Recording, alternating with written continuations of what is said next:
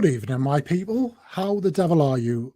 It is me, Opie-1, here on this faithful Thursday evening. Yes, that's right, Thursday evening. Doing it a bit different this week in many ways. If you're watching live or you're watching this back and you're in the US, just a very quick note to say happy Thanksgiving to you. But right now, I would imagine you're pretty full of turkey or stuffing. And if you're not, why not? Doing things a little bit different tonight simply because I'm off on a little weekend break this weekend, and actually we're fortunate enough to be back into having some British guests, so we can be a little bit more flexible with the time for our Europeans and don't have to stick to those weekends. So instead of this on Sunday, there'll be a video dropping instead, because I'm making that pledge to get more videos out to you. But anyway, enough about that. Before we get into it, as I always say, I'm just going to kind of leave you with this one. But if you're used to kind of a bit of TikTok stuff, although my TikTok stuff has been a little bit spicy of late, we make every effort not to kind of do things on purpose, but every now and then the odd FBS might just be needed to kind of emphasize something. So this stream comes with a little bit of a content warning to say it typically the themes rather than the language could be a little bit more mature rather than adult, but that's just letting you guys know. But we'll keep it honest. But I'm really excited for tonight, everyone. As I think about my journey through social media, starting off on TikTok, and then kind of branching into Instagram, and then following into kind of YouTube as I am right this minute, I feel like this creator has kind of been somewhat on the same journey with me, but then has almost taken different paths, and I've learned so much from him, and I'm so grateful for kind of a lot of time and advice that he has given me. But one thing I would say is a predominantly Lego TikToker, it is sad to see that we don't get as much of his time over there, but he's absolutely killing it over here. But without further ado, I will bring to you our guest this evening, Mr. SWbricksandfigs. Good evening. How you doing? I am doing good. How are you? Pretty great. Yeah, I'm excited to be on. I was just enjoying watching for a second. I forgot I was even joining in for a second then. But yeah, great intro. Thank you. Before we even get started, 18,000 YouTube subs. Yeah, that kind of snuck up on me. Congratulations. Yeah, it's good. Thank you very much. I appreciate it. It's I saw you've made a little bit of a goal of 20k by the end of the year. It's so hard to say, right? Because like I did you say something? It's like 54 new subs a day. Which, yeah, it's a bit crazy. But then at the same time, you know, you can get up one morning and you've had a couple hundred subs added, and you're like, oh, so yeah, it's all possible. Yeah. But I think it's a bit of a tall order, but we'll see. Well, it's well deserved, that's for sure. But congratulations on that massive achievement. And I feel like you're just getting started. I feel like you've absolutely hit your rhythm on that. But I'm keen to learn more, and kind of others are as well, especially people like Freddie or Fox here. Freddie is OG Lego TikTok, so we remember kind of when you were on there very actively with all your decal stuff. He's excited. We've got Stevie in, we've got Anakin, we've got Spawn. You might remember Spawn from those days, the mysterious Spawn of Denmark, who we are all convinced works for Lego, but won't admit it because he won't tell us anything, and had the Bad Batch shuttle, I think, 6 weeks early without any explanation. So yeah, he definitely works. He's definitely connected. But yeah, really pleased to have you on. Finally, you know, we've spoke so much, but only in text format. So great to kind of have you on. But yeah, just touched on it there. Obviously, we kind of initially connected on TikTok, then kind of Instagram as I set up on there. And then probably about that time was when you kind of shifted focus massively to kind of Instagram and predominantly your YouTube stage. And then now you're here kind of pushing towards the end of the year with the 18,000 subs. But like, in a nutshell, how did you get started? Like, when did you get started, and how the hell did you end up here? It's a bit of a weird story. So obviously started in lockdown, as it seems like every creator started in lockdown now. There's so many people who started, but yeah, actually, it was just before lockdown. My girlfriend bought me the Mando Battle Pack for Christmas, and I used to love Lego a few years ago, but I kind of went off it as I sort of went through the end of school and stuff. But yeah, got back into it. I was building a few sets, then I ordered a few big ones for lockdown, and then I just started posting photos on Instagram. I made a new Instagram account and started posting just a couple of photos over there. Posted daily, I think, for most of lockdown, or the first one. And then a few weeks after that, maybe a month after that, I started just making YouTube videos, because it's always something I've wanted to do. YouTube videos is always pretty cool. It's been around for a long time, and I just sort of, yeah, wanted to do that. And then yeah, so I made YouTube videos for a while, and then I started to get into TikTok a bit. Posted a little bit on TikTok. Instagram was always my biggest one. YouTube grew a little bit, or was growing slowly and steadily over the last year, and then TikTok grew quite quickly over Christmas. I posted a fair bit on TikTok over Christmas. That was like my main focus then, whilst Yeah. posting on YouTube and stuff. And then yeah, and then after that, YouTube's always been my 100% main focus. But yeah, I've kind of gone off TikTok a little bit, not gone off it, but just haven't posted as much on there. I haven't had the time really, but yeah, it's been good fun. And then my YouTube's kind of overtaken almost everything now. My TikTok's slightly bigger, but not, yeah, you know what I mean. But yeah, it's been pretty fun. It has. Where were you, as a bit of a basis of comparison? Do you know how many subscribers you had on YouTube back in January? I think I just hit 1,000. I hit 1,000 in November, I think. I had about 1.5K maybe. No, 1.3K, something like that. Yeah. Jeez. So you've gone like In a almost good kind year. of where I am now to like where you are within that Yeah. year. Yeah. It's definitely easily done. Crazy. Is there anything kind of particular, and this is the kind of the $1 million question, right? But is there anything particular you put it down to? Like, do you have like a golden rule or a set of rules? That's kind of, because it's a whole other space, YouTube, when you compare it to like certainly Instagram and even more so TikTok, because you don't decide what you watch on TikTok. TikTok decides what you watch, and TikTok decides who's watching you. But how do you like what do you put that down to? I'd say with all of social media, I think consistency is the main thing. I think just posting consistently and not worrying about numbers. But yeah, specifically with YouTube, it's just I posted so many videos. I posted so many videos where I was just getting like barely any views and stuff. And same with streaming and stuff. But just enjoying it as well is the main thing. I guess it's the same with any social media, really. But Yeah, yeah, and learning. That's 100%. trying to learn, just trying to like watch YouTube videos about how to do different things and try and improve different things. But yeah, that's what I'd say. Yeah, I think that's where I'm at right now. So I've kind of made that decision to just want to do a little bit more on YouTube. Like I feel like it's more effort for sure. But when Yeah, you've made a 3, 5, 10 minute YouTube video, it feels like a lot, like you're so much more. And I don't know if it's just because the novelty of TikTok's wearing off or what, but you feel so much more prouder of that because it I feels more completely informative. yeah. But yeah, I love it. How did you end up with 3 Instagram accounts though? I don't know. I made a second one and I was like, oh well, I'm getting into decaling. I kind of want to make a whole Instagram account and like have it looking nice. My first one's a bit messy. I just post very random photos. Second one, I was like, okay, Mhm. I post just photos of clone troopers, just like every clone trooper I'm making. Post a photo in a very specific format, like laying out, and so it looks kind of cool. And then I kind of stopped posting on there a few months ago because I just haven't had time to decal clones. So I've kind of dipped off on that one a little bit. And it kind of was just like a backup. I was like, okay, in case I lose my account, at least I have one with like 2,000 here. And then I made a mock one because I started getting into mocks. Well, I've always been into mocks, but I started really getting into mocks again recently. And it kind of took the place of the decaling. So I made a third one, and I just wanted to kind of try out a few of those, like, what do they call them? Like where you have like a photo across 3 photos.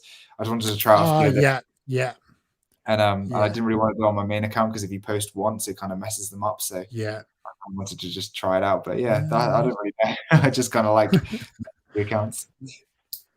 No, I mean, I looked at it and thought like that's certainly impressive, and it's a good way of kind of dissecting your content up. But yeah, if you're using those kind of 3 panoramic Yeah, images, then that looks good as well. I was going to say, I nearly corrected you there, but when you said started getting into mocks, I think as long yeah, as the year that I've known you, like no, yeah. you've always, I think, was it this time last year you had, and you were working on the Jedi Temple mock? When was that?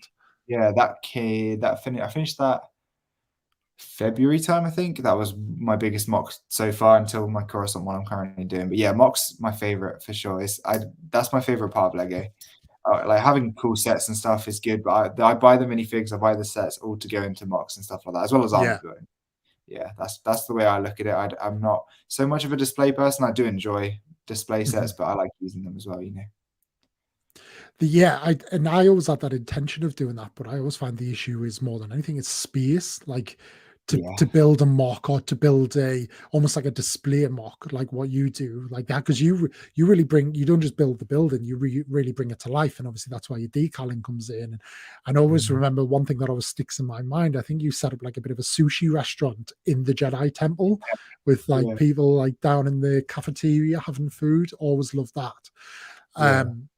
But obviously that's where the minifigs come to mind. But at what point did you then bring in the decaling, and what was your kind of inspiration or your motivation to start decaling? So I was already getting into custom clones, collecting custom clones last year.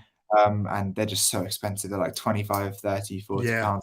Like, just because Lego don't make enough clones. So Mhm. there's so many, Yeah, so many they don't really people. like the Clone Wars, do they? They really don't. Yeah, for whatever reason. Yeah, yeah, then I've always wanted to try. I had a friend of mine who was making the clones for me, and I was paying him like what 20, 25 pounds, 30 pounds a fig. And then I was kind of collecting advice from people that I know that decal. And then I just thought, you know what, let's start it off, have a go at it. And I it just happened to be that the company Blue Harvest Bricks was creating their like account, or like their Mhm. company Yeah. right at the same time. So we kind of worked together a little bit, and I helped promote them, and they helped me get some of the supplies to start off with. And then yeah, I just really got into that, and that was fun. And yeah, I just made tons of figs. I was selling loads as well, and keeping some in my collection, and just kind of advanced through there. Yeah. It's interesting because do you know Matt Mellish, the Yeah, American yeah, Lego yeah. TikToker? So um I had Matt on a few weeks ago, but I speak to Matt quite often in the background as well. And he, like, you give him anxiety, so he knows who you are. And I was talking about you coming on because he won't even apply stickers to his sets because he doesn't kind of, Really? yeah, he's quite Uh, passionate about that. He's quite yeah, passionate that, Lego should make more effort and print them. And it just, yeah. it's very difficult to get the perfect sticker placement. Mhm. And then you're I out here kind of that's stripping, half of the decaling now. but yeah, you're out here like stripping prints off clones and kind of making your own. Kind of different principle, No, but it's yeah, do you put that, like, so you touched on it there, but like, and I think everybody agrees is that Lego just don't seem to acknowledge or be interested in kind of Clone Wars. It's almost like where you can have that, like, we'll give you that now, be quiet for a couple of years, but like yeah, exactly. what would you, from a dream set perspective, like what would you, if you were in charge of Lego Star Wars for like a year, what would you want to see them bring out? There's one minifig that went straight into my head as soon as you said that. That's the Phase 2 clone, just plain white Phase 2 clone in a battle pack, £15 or whatever. I don't even care about the price for them, or some commandos, stuff like that. That I can army build. Like I've got a lot of the name clones now, so I wouldn't want to see them in smaller sets that you can like army build or whatever. But just for the Yeah. army build, I love. That's one of my favorite. I don't know how into it you are. I know you had a few like Sand Troopers and Tusken Raiders and stuff. So you building Mhm. those armies. What kind of armies, but army building is one of my favorite things as well. So anything that you can amass in a big quantity is good fun for me. No, I agree. My latest army, and it's not much of an army, it's more of a squad, but is my Death Watch. Yeah, so you had a Um, lot. Yeah. so there's probably about, I think there's about nearly 30 there. And I was on a bit of a mission to kind of pick them up. Mhm. And then I stopped. I don't know why I stopped, to be honest. but yeah, I was just kind of hoovering them up every time I could see them. But they are pretty cool in that respect. I do have. I think I just kind of shift interest half the time. Like I do that. like I just like, oh yeah, I'm going to do this. So I was collecting Jawas, and then I got my sandcrawler, and I was like, all right, I need more Jawas to kind of fill my sandcrawler out. And then I always, when they released the Trouble on Tatooine set, which was that January? Was that January? January. Sheesh. Like such a recent time, yeah. Well, I was like obsessed with the Tusken Raiders because I wanted to build out, use this set. Cool, well, I just thought I'd build a load of like Tusken Raider camps using that, and that made that into a bit of a mock. But then, yeah, just keep shifting interest in that respect. But you're all about your knights now, aren't you? Yeah, that's my knights, or some of them anyway. There, I don't know why. Yeah, I've always liked medieval stuff and stuff, but yeah, some of the new knights in the sets, and they're really easy to get in high quantity as well, brand new from Lego.com. So I decided to just amass some armies and build some castles and stuff like that, which is another exactly shifting focus. It's so easily done. It's like a kid in a candy shop. You see this, you see that. It's like you're bouncing between different things. But yeah, I have the exact same thing. So are you using the 3-in-1 castle they released? Are you using that, or are you just building your own? So yes, those figs they came in the 3-in-1 castle on the blacksmith, and you can buy them because they're not what's it called? You know how Star Wars is like licensed. Licensed. I don't know why that word wasn't popping in my head then. Because they're not licensed, you can buy them straight from Lego.com. So you can buy the piece. Right, okay. And then you can just buy them for like £2 to £4 a fig. So yeah, for me that was just it was a deadly one. It was a trap that I easily fell into. I would say you threw yourself into that one. You didn't fall into it at all. But yeah, it's I agree. I think it's absolute nostalgia as well. So for me, I'm a little bit older, but like growing up, well, when I was a kid, Lego was pretty much medieval castles and pirate ships. Yeah. All you got. So and what, sorry? Space, was that big? That was a big theme before, wasn't it? The space theme. Yeah, probably was. Yeah, I don't think I ever had any of the space stuff. But but yeah, it's like I think it was always just the pirates and the little boats. But yeah, so yeah, how's because I know you build your Coruscant mock and you continuously develop it on your live streams here on YouTube. How's that coming, and how far off are you deliver? Do you know when you start where you want to finish, or are you kind of like, let's just crack on and like it'll develop? A bit of both. I know some people would draw out and plan out every single detail of their big mocks and stuff, and they'll work on them for like a year. I like to have a rough idea. Like it's pretty close to what I decided at the start. And I say I think I'm about 3 or 4 months in, and I'd say less than a month off finishing now. So that's pretty good. But yeah, I don't plan out every single detail, but it's pretty close to what I planned. Yeah, which is good. But I like to adapt it as well. Do you have, like, looking forward, do you have any mocks that you think like, I absolutely want to do this, I'm just not there yet? Like, I want to do a bit of this. Like, I'd imagine like you would look like, I could definitely see you building I always forget the name, a Camino mock. I could see that being right up your street as a just speaking about you, I think. But yeah, I could absolutely see you doing that. But is there anything kind of going forward where Coruscant starts to kind of wind down and you think, right, this is my next big project, or do you not share that? I need to start thinking about that. I do want to do Endor in the future. That's one I really want to do. I want to get back to more naturalistic mocks. I mean, Jedi Temple and Coruscant both pretty built up, man-made sort of things. But then, yeah, I'm really bad at planning ahead. I'm really bad at it. Like some people will have like 4 mocks in advance planned out that they're going to do. I just like to kind of throw myself into it, and when the inspiration comes, it comes. But I'm going to need as many comments, as many story suggestions as I can from everyone to try and get those the idea for the next mock for sure. That definitely helps me out. Well, the good thing is right now, even compared to where you were and where we all were at the kind of the beginning of all of this, is we Yeah. are getting so much more Star Wars content.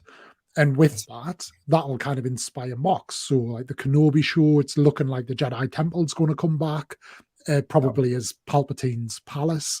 Yeah. That'll be pretty cool. But yeah, it's there'll be all sorts, and there'll be plenty, and there'll be new stuff that comes up that kind of allows us. I've always kind of thought I'd love to do a really good Jabba's Palace, which I know is quite heavily mocked.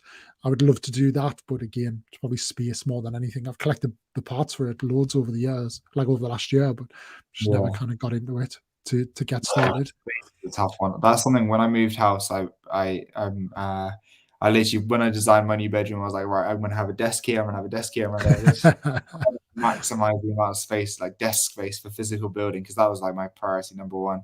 And also filming and stuff. But yeah, that it helps so much having a bit more space. But even I don't have enough space now. It's awful. Yeah, it's there never is enough space. I've got a 4-bedroom house and there's 2 of us, and I don't Yeah. have enough space. I Damn. will say my wife has an office and a dressing room though. So like Oh, that's she, unfair. I she think, so yeah, it's not Work fair. out Like some I've been told I can have the garage, but I don't really want to move into the garage with my bricks. But and I will yeah. say Brickson, who's here, I believe he sold his double bed and got a single bed. He downgraded his bed to make more space. That I is did. commitment. I've contemplated that, but if I didn't have a girlfriend, I probably might think Yeah, about I doing don't. that. I don't think she. I think you can get away with a lot, but she Yes. won't. No way. Especially when you've got her on camera duty when you're doing your Lego store runs and all that. She has helped me out a few times recently. Yeah, she's getting good at it. Where is your nearest Lego store without kind of giving away? Because obviously they're scattered so far and few between. Yeah. Which one is your one if people might see you there? It is Bristol. So before that one opened a few months ago, or it was probably a while ago now, but it seems like recently. It was Southampton and Cardiff, which are quite far away. It's about 3 hours for me. But Bristol's about an hour and a half, so it's pretty good. What about you? Whereabouts is your closest one? Mine's like right on my doorstep, but it's the Metro Centre in Gateshead. So it probably takes me about 15 to 20 minutes to drive there, which is both a blessing and a curse. Oh, actually, yeah, that's true. So it's too easy to go there. That's the problem. And it's like this time of year when it's Christmas shopping, it's in the shopping centre that everybody goes to. So it's not that big though. It's always pretty well stocked, but it's not massive at the same time. So but I probably that's about right for them. But yeah, it's pretty cool. Then south, probably looking at Leeds. Leeds about 2 hours, an hour and a half away. Then north would be Edinburgh, which is I think that opened this year. Oh, nice. Yeah. No, I pretty much whenever I go to the Lego store, my main priority is the pieces, like the pad wall. That's like my favorite thing to do when I go to the Lego store for mocks. Yeah, yeah. How many pick a brick cups do you usually hit up, and do you recycle your cups? Because the last time I was there, they were like, "Bring your cup back in, or even just show us that you've got a cup, and we'll discount it for you or something." Yeah, I need to. I've got too many now. I kind of at first it was a novelty. I was like, oh, I can use these to store so many pieces. They're so useful. So then I just bought a ton, and I've never reused any of them, but I need to start reusing them because I've now got a stack of about 5 or 6 just empty ones that I don't even have anything to put in them. So, but yeah, I try not to buy more than 3. It depends how useful the pieces are really. But yeah, Have you been spotted or noticed in your Lego store yet? Not in my Lego store. I barely ever go. I probably get there once a month. But I was at work. I work in a Barely Smith's ever go toilet. once a month. Do you know what some people would give to go once a year? Yeah, it's just a monthly trip. Yeah. But yeah, I was recognized. Been recognized once, and it was in my at work because I work in a toy shop. So, right, okay. Someone came up to me and was like USW, and it just caught me off guard. But yeah, only once. Have you ever had any people coming up to you? Or? Not coming up to me. I've seen it was the August release. I didn't realize the Lego store opened at 11 rather than 10 a.m. I thought all the shops open at 10 a.m. So I got there at like 9:45 for it to open. And then like it was there was nobody there. So I was Yeah. like sat at the front, and I didn't really want to be the guy at the front because the guy at the front, so I was like, "Oh, he's committed." Yeah. But the queue ended up being really big, so I didn't really regret it that much. So you, yeah, turned out And then well. I think on my way out, there was a young kid who was kind of, I walked past them once, and then I kind of like decided I wanted to go back to get a coffee. And I noticed he kind of was like doing this. And then Yeah. when I got my coffee and went past him again, he was like, that's him, that's him. So I assumed that was it, unless he kind of recognized me from somewhere else. But I've had, because I often like do TikToks of like Yeah. just a bit of a 30-second vlog, saying like, I've been to the Lego store and all of that. But quite often people will say, "Oh, I saw you there today." And like when I Yeah. came down to London, so when I was in London a couple of weeks ago, when I went to the Lego store there, someone commented like, "Oh, I saw you in there." So why didn't you say hello? He's like, "Oh, I was shy." It's like, "Oh, well, fair enough." Yeah. That's not true, is it? Let's be honest. And yes, we can see the chat. Have you done Brickheads before?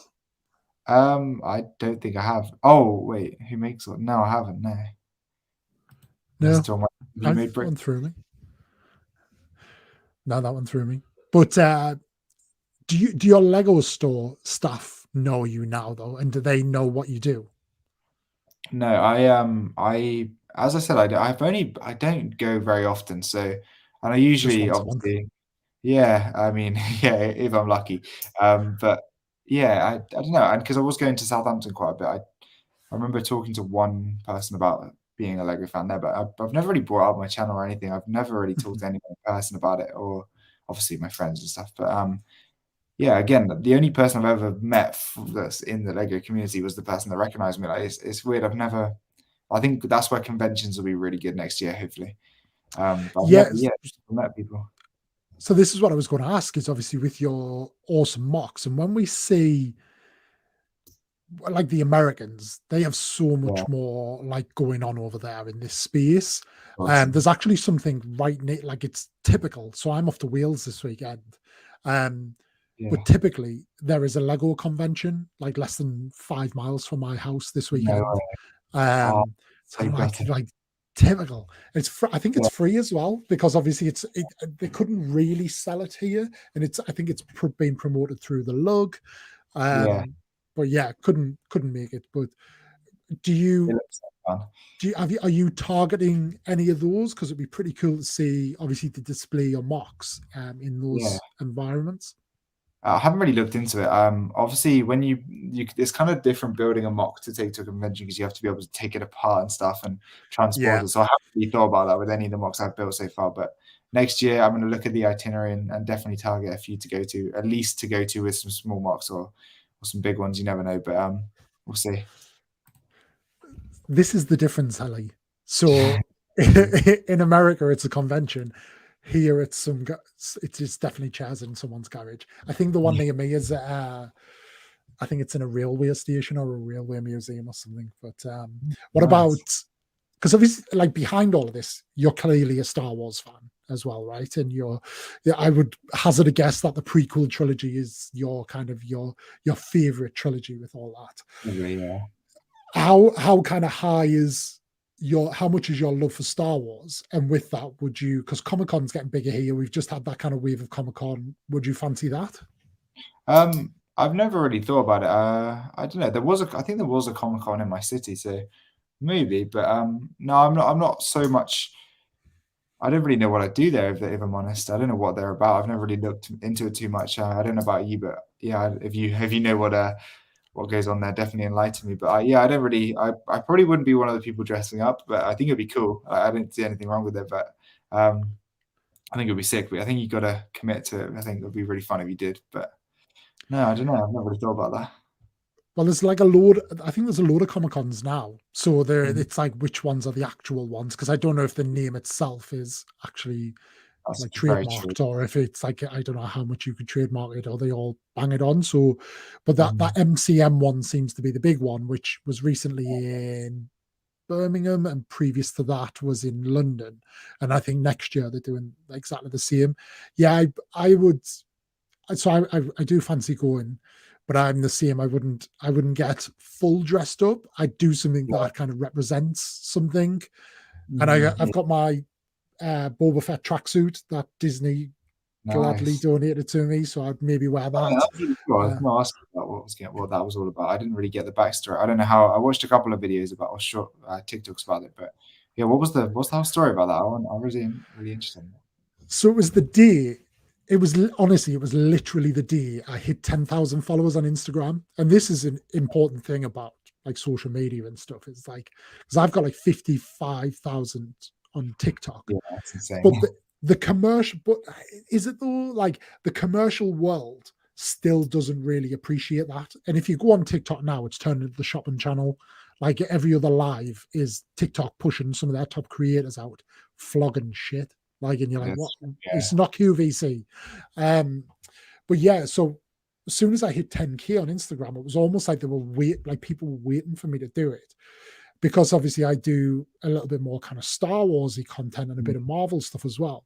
Just, I don't know if it was just the right post at the right time and it just fell into the right lap, but a PR agent who works for a company who represents Disney in the UK just reached out and were like, look, we can see obviously you're a decent sized creator. You talk a lot about Star Wars. Can we send you a gift bag? And I was like, she's winding me up here. Like I genuinely thought it was someone like Ellie or like somebody like Bricks in, like somebody was having me life. So I was really cautious. I was like, is this legit? And then kind of like, they were like, oh, can you send me your address and that? I was like, so I honestly, I dug so deep, and working for a bank, I have a good insight into kind of how fraudulent things happen. Yeah. So like I knew like a couple of extra checks to make, and it all seemed legit. And then so I committed to it. And then once I'd committed, they got back in touch and were like, look, before we send that out, we have this event in London. Would you fancy coming along and just kind of vlogging about it and then meeting some stuff? I was like, yeah. I didn't know whether I really fancied it, but I just thought at this stage I can't really see a no. Like you don't know what the next one's going to be. So yeah, just went with it, and then I thought that was it. So they sent me like they give me two little gift bags on the day, and I thought I'm never getting this other thing. And they asked me if I'd posted anything about it. So I sent them the links to all of the videos across all the different sites. And then they were like, oh, your gift bag will be with you next week. And that's when the bloody suitcase full of gear turned up. Yeah, I don't think I saw the two. I think I saw the two bags. I don't think I ever saw what was in the suitcase. Oh, yeah. So the suitcase itself is a Samsonite suitcase, which is like a 200 quid suitcase. It then had the Boba Fett tracksuit in. So the Boba Fett Adidas tracksuit, and like a Darth Vader t-shirt, the Trouble on Tatooine Lego set, a Hasbro snacking Grogu that you feed Grogu. That's worth 80 quid. A little toy lightsaber. Yeah, I was like, what? As our price, it was worth about 300 to 400 quid. That's insane. Honestly couldn't believe it. So yeah, I was buzzing with that. But yeah, it was just like, that was pretty cool for that to happen. But it literally happened through Instagram and because of Instagram rather than with TikTok and all that. But yeah, TikTok's in a weird spot. How often do you get on TikTok these days? Too much. I have my personal TikTok and my Lego TikTok. I barely go onto my Lego TikTok too often. Just like I just find the habit of going when I'm, especially like when working, I'm tired and like I just want to watch. I just watch TikTok and I just scroll for too long. But I try and limit it on my days off because I can be more productive. But yeah, I don't know. I go on TikTok a little bit. I definitely don't like it as much because you can't really build and watch and scroll through TikTok or whatever. You can't really do other things, which is why I love YouTube and stuff. But I don't. But I need to post more on TikTok. I don't make enough shorts or TikToks. Do you do reels, or do you do reels on the back of all of them? Yeah. So this is what I'm finding now as well, and this is through conversations be interesting because you're like the expert here, you're like the resident expert on this. Okay. But there's I've seen it talked about where they say, especially on YouTube, and I've got like 12,500 subs, but people see I've predominantly built them up through posting shorts. And people are Mhm. saying now within YouTube, you're getting a bit of there's almost people who only come on for shorts now, or pretty much only ever watch shorts, and they don't kind of tune in to Yeah. your kind of your normal stuff as well.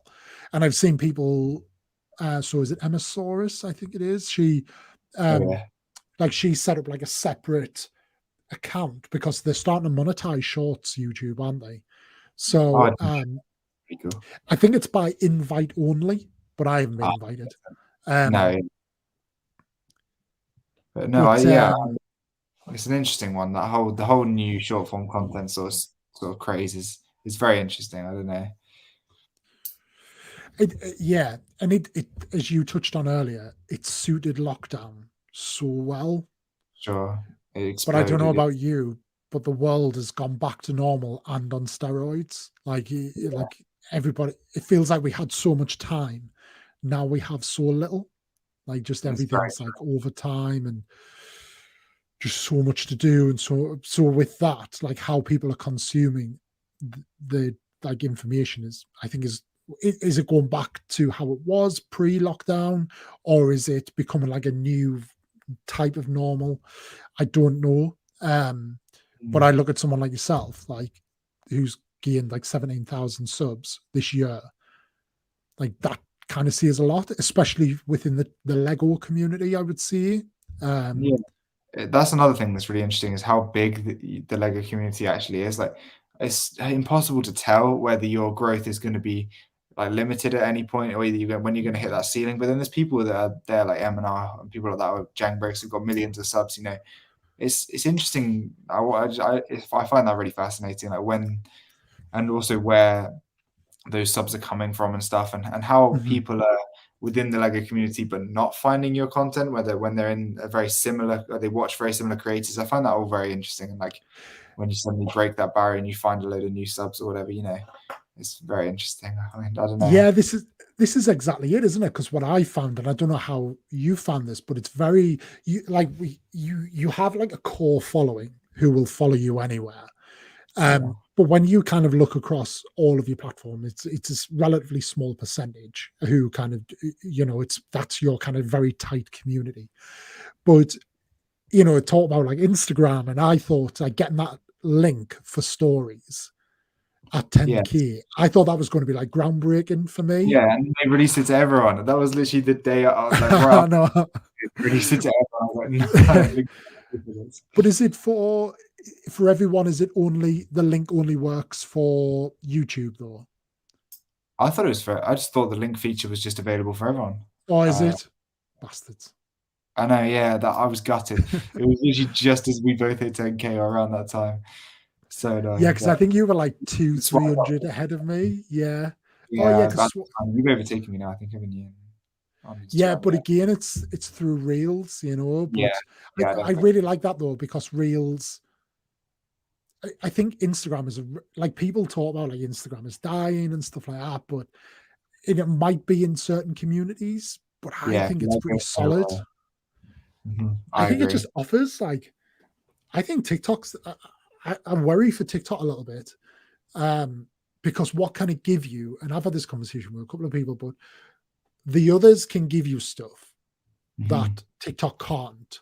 Yeah, But as and TikTok tries to keep up, catch up, overtake, all it's doing is adopting more features from the others, which yeah, then people are pretty like, people are not going to leave Instagram to go on to TikTok. So if they have to pick between the two, they'll be like, I'm done. I'll go back and there, especially because Instagram has Reels and YouTube has Shorts, they've pretty much taken TikTok's USP or whatever, really. Exactly.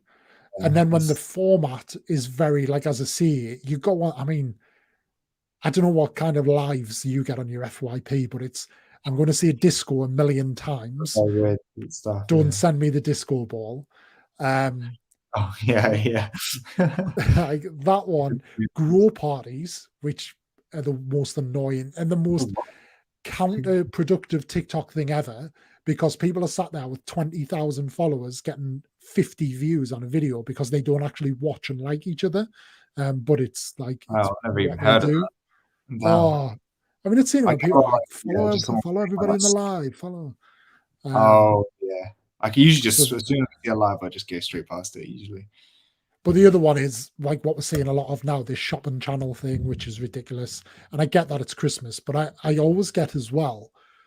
I get a lot of notifications from TikTok themselves, like promote your business. I'm like, I'm not a business. Like, why are you telling me to do Yeah. this? So it feels like they're very much like trying to Lenient. monetize I think themselves. Yeah. that's the one thing that puts maybe creators off TikTok is the monetization and like the ability to make money on TikTok is not. I don't know about you. Are you in the creator fund or anything like Yeah. that? I Yeah. don't know. I think I tried to join it and I just never did. I don't know. I just never followed up on it. But I've heard the money there is nowhere near as good as obviously long form content. Mhm. But how would you weigh in on that? Have you made I would much? agree. I would say daily, because they pay you daily for Really? like 3 days ago. So it goes into a wallet, and then once a month you can Okay. withdraw. But I would say, or you can let it rack up. But obviously, you get lives. Where they want you to make money is through lives and donations, because Right. they keep about 60% of that, because Yeah, people are you not actually. it's not It's that much, but ridiculous. yeah. Um, but yeah, I would say I average about 50p a day, but on That's not as Disney I would Plus probably day, less than that, yeah. I mean, to be honest, like I average 5,000 views on a video. So like Yeah, it's pretty good. there are people who are right up there who will be making a fortune. But the other week I did, it was Disney Plus day, and then like we were waiting for all the Star Wars content, and it was like they were doing all the releases, and everybody was waiting for Kenobi, and I did like I was hoping for Kenobi. I used that sound and Oh, like yeah, yeah. did that.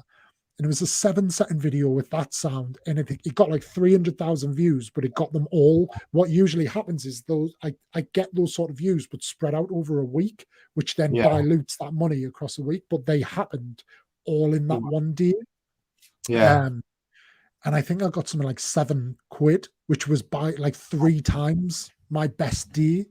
Yeah. So I was like, shit, like, how do I do that again? Yeah. But then, like, So it's it's just just, that, isn't it? Yeah. and I think that's how they get you. I've seen people talk about it that every now and then, like, if you're of a certain size, TikTok's kind of keyed up to when they think you're just about to kind of give up, So they'll chuck you like a random video that does really well. that's Um, yeah, the whole psychology of all of it. It's very interesting how they manipulate you or whatever. It's interesting to look into. did you recently get a notification from Instagram about monetizing your IGTV? No, I didn't. I don't have Instagram notifications on, so I don't I think it know. was within the app. I just noticed it at one point. And I was like, oh, I did remember someone saying something a few months ago. There was something about if you have 10K, you can stream for a certain amount of hours and get paid a set fee or something like that. I can't remember what it was, but yeah. What was that? yeah. I looked into it, and it was pretty similar to the TikTok Creator Fund, but it didn't Oh have yeah, anything in. But yeah, that's what it's saying. If you go live, they'll do yeah, that, but they'll pay you for the time you're live. But what I like about it is it saves into your IGTV. A good person. Do you yeah. know? Do you know Preston Builds? I recognize the name. I'm not sure. So I he's the don't. guy. He started on Instagram and YouTube, and then he's kind of come over to TikTok. He's um he builds, so Preston is his son, and he built like the Millennium Falcon with him, and like the big UCS one. He did the video where he used like the sound from Night of the Museum, and it's like, what am Oh I going to do tomorrow? And like, yeah, yeah. I have no idea what I'm going to do. He's like, how exciting! It was a brilliant video, like the perfect use of that sound. But he I might tends have to go seen. live. Well, they tend to Okay. go live on there, so I might ask him around that. But Yeah. it's that thing again where you're like, okay, if Instagram are monetizing lives, Why do you want to? like Yeah. exactly, Yeah. Ellie saying that, like you don't make money for going live um on TikTok. You get the money from donations, but like That's I the don't same. really want to take donations off 13-year-old kids, so like they've got better Yeah, things to it's spend the money like on. that's the same. YouTube. I mean, the AdSense you get on a live stream is minimal. But yeah, the money you get through is for donos for sure. But actually, I probably make more money after the stream on the AdSense after the stream than I do during the stream. And then obviously the donos on top of that. But yeah, it's interesting to Yeah. see. That's another good thing about YouTube is you can monetize your stream after and keep just like a video. How do you do that? So it just stays as a video, and then it's Oh, just sorry. Yeah. Yeah. on it and watching ads and stuff. Obviously, it's nothing compared to a video because they don't watch very far into it to hit those mid-roll Yeah. ads or anything like that because Mhm. it's like an hour or 2 hours long. But yeah, Well, it's good for someone like me. Like, I was surprised how easy it was actually when you switch that attention to get the kind of 1,000 subs to monetize. But was your criteria 4,000 watched hours, or did you yeah, catch it's it the before it same. changed? No, mine was the same the whole time. But I find the 1K, I hit the 1K subs. It was a bit harder then. I don't know. It took a while. It took me like I think 7 months to hit 1K Mhm. subs, but because there wasn't shorts or anything. And then the watch time was a month after, I think, but that was just pure live streams. I just grinded out the watch time through the live streams, pretty much. But how are you doing with yours? Have Yeah. you monetized or? Oh, no, nowhere near. So I'm on Yeah, about 600, 700 watched hours now. it's such Um, a grind. and that's the thing. And like when I look at what kind of you've done and I look at what kind of everything we've talked about today, it's difficult to do it. It's almost like, okay, I've got to put TikTok down for 3, 6 months and like start Yeah, producing 3 videos a week or 2 videos a week in a live stream to yeah, really target that Lego audience specifically within YouTube, the people who don't know I exist, like to try and bring them in. But yeah, it's tough. for sure. I think, It's yeah, that's the thing. I don't know how long you spend on TikToks a week. How much do you reckon you put into it? I guess it's quite a lot if you're posting what daily, multiple times a day. I'd probably say about half an hour to an hour a day Yeah. Do you spread because that I out only over? post. You like, is No, it like one I'm day? not that organized. Yeah, I'll literally like because I work from home. I'll Oh, be right. like, I'm a bit bored now, so I'm going to Yeah, make my cool. video, Oh, that's and I'll perfect. just kind of do it. So I do have that, um, but yeah, it's that thing where that video time could go elsewhere. But yeah, Yeah. it's tough. But then I Life think is it's just a bit of muscle memory as well, like editing, figuring out. Like I remember making my first video, it took yeah, so much editing, but yeah. then but actually once you get your grips with the system, it makes it Hmm. so much Yeah. easier. Yeah. At the start, I just had no idea how to edit my videos and stuff. I probably made a I think last summer I had a 2-month period where I was like, I'm gonna post every single day. But the thing is with those videos, it was so much easier to make because I could just like record a 10-minute video and I probably had to cut like 3 times in the whole video. Now I'm cutting Yeah, like every 5 seconds, 10 seconds and stuff like that in my videos now. So you people take like expect when you've got 18,000 subs though, this is what people expect of you. It's got yeah, to be they need clean those. cut. Yeah. It's Do you no, know? but I quite enjoy it and I kind of have pushed the standard up a little bit. So now I can't really just I have to spend more time editing now, which is not good, but you know what I mean. it's it's funny, isn't it? Because like you become so self-aware of certain things, like Mhm. and you want to, like, I don't know about you, but I feel like I want to get that video down to the shortest relevant time. I don't want to leave it, like, you want to trim as much fat as you can. So Mhm. even like you start to say something on a video and then you have like a second or two thinking time and you're like, right, get rid of that, like, because if you add Yeah. all of them up you Oh, can yeah. kind of lose like Pauses, 30 seconds. anything like that, I get rid of. But Yeah. I don't know, yeah, obviously, I find I don't know how I'd be able to make video like actual face-to-face videos on TikTok. I don't know how I'd be able to get it down to that much time. But with YouTube, it's kind of a mixture of cutting it down and spreading it out because you want your video to be a good length. You want to hit that 8-minute mark every time because you get those mid-roll ads. But yeah, I don't know. Most of the time, I'm making 20-minute videos down to 10 minutes or like but trying to keep them a decent length as well. But I don't know how Mhm. you'd be how I'd be able to do it on TikTok. It's pretty impressive that you managed to cut it down to like a less than a minute or whatever.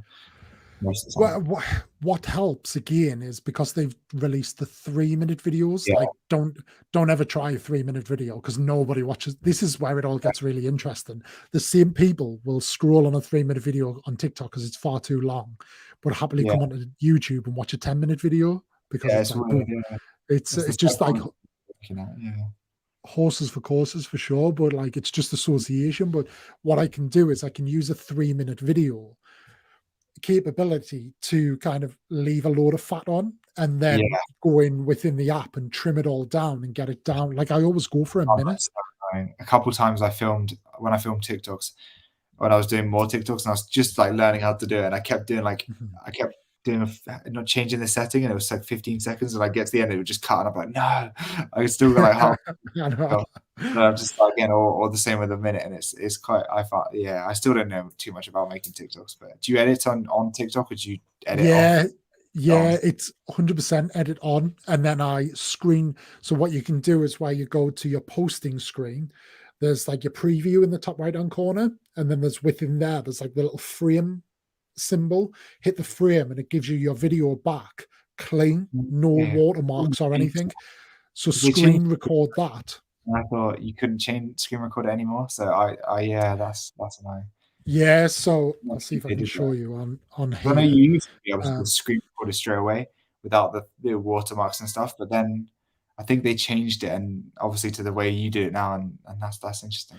yeah, so like here's just the video that's like sat in my drafts, but you're on that one where you would hit post, and then you've Yeah. got like your select cover, but you can do the preview up in the top there. Ah, And then obviously that's what it looks like to watch. But if you see the little square frame up there, I've never noticed that there, yeah. you do that and it gives you all it leaves is the little line across the bottom, but you can't Oh, yeah. see that when you go onto the real screen. It just doesn't Oh, show. oh, So perfect, yes.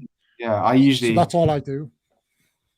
for the reels I've done, I edit them on iMovie or whatever. I film them on my phone, edit them on iMovie, then I put them on TikTok, put the sound on, and then I'd post it, and then I'd have to copy the link, download it from on like a TikTok download or whatever, and then post them onto Reels, and the quality gets absolutely mashed up. It's horrible.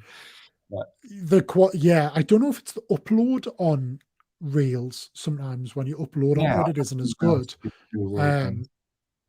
Um, but yeah, I find that works. And to be honest, right now, like, it's weird, right? Because if I got the numbers on TikTok that I get on Reels, and I remember when I first started doing Reels, everybody was like, They were Reels is so tough. Like, you think your TikToks suck, like try posting them on Reels and watch how many views you get.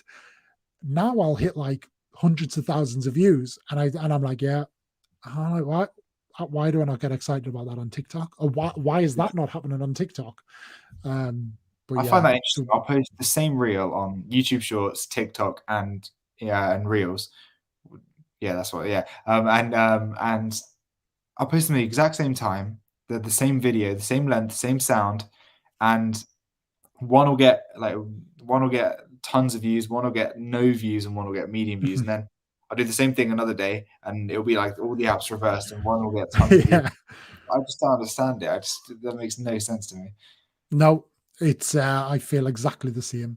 It's Yeah, there is no, and I find as well with Instagram, with Reels, all of the action happens in the first like 2 or 3 hours, and then it dies. But then yeah, about a week later, it's almost like, right, let's have another look at this. And then that's when it goes, and then things yeah. start and then it'll just run. So weird. Videos will start doing like 20,000, 30,000 views a day for like 2 weeks. And then that's how I've ended up with like 1 million plus views. But you're like, wow, this Yeah, is it's such an crazy. interesting one. There was like a when YouTube Shorts first came out, there was like a weird period where people were gaining like 20,000 subs just off posting like, do you know Lego Minecraft? Not Minecraft, sorry, Mhm. Mario, the game. For some Yeah. reason, people would just post that and then they'd get like 20,000, they get a million views on their video, and it would just destroy it would, but then their channel would still get like 100 views a video, but they'd have like Yeah. 20,000. Such a weird period of time. I don't know whether it's still like that now, but YouTube Shorts were a weird one as well. And Really how well. does it work from a monetization point of view? Because I was talking to um I think it was SWbricks I was talking to this about, and he was saying they don't, and I only recently realized this, but they don't count towards your monetization hours for like Yeah. watched hours. But once you're in the monetization fund, I and you become a partner, do they then count? I don't know about hours and stuff, but I don't monetize my TikToks because the ones I monetize at the start, I found people who watch them through YouTube will click off before they even click on because they see an advert before a 30-second video or whatever. Yeah. I didn't do that, and I was literally making like .1 of a penny from my Right. TikTok, so from my shorts. So I don't put monetization on my YouTube shorts. And also I found that if you use the sounds, like the TikTok sounds, but if you use it on the short version Copyright. of that, it Yeah. just copyrights straight away, or Yeah. not even monetization straight away. It's weird. It Yeah. so it's always done it whenever I've done anything with music, but then it did it the other week again. That was one I did after the Kenobi sound, and I Yeah. used the Conor McGregor sound when it was like the champ does whatever the fuck are you on Oh yeah. sort of thing. I used that one of like parody and Disney the day after, like we'll do whatever we want, and that got copyrighted. I was like, what is like Conor McGregor like copyrighted his own voice and all that, but maybe he has. But Such a random. There's so many companies that would just copyright you for. That's one of the most annoying things on YouTube. If you make a video and you have to like, I had one. I think it was my.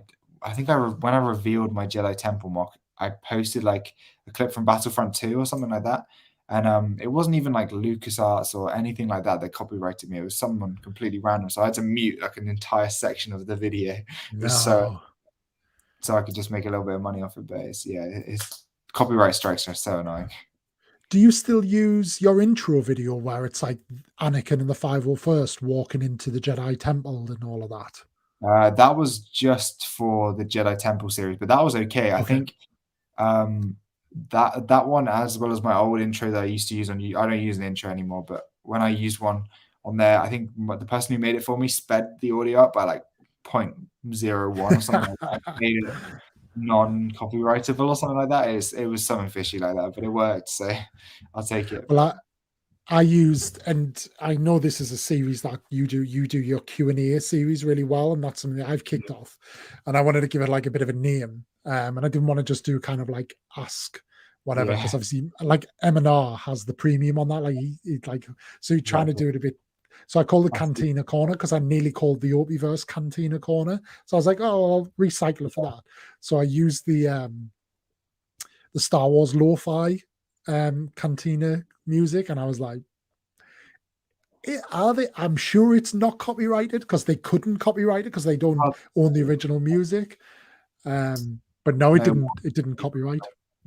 Who knows? Yeah, so I found a really good. If you're ever looking for stream music or video music, there's a YouTuber who made like a whole.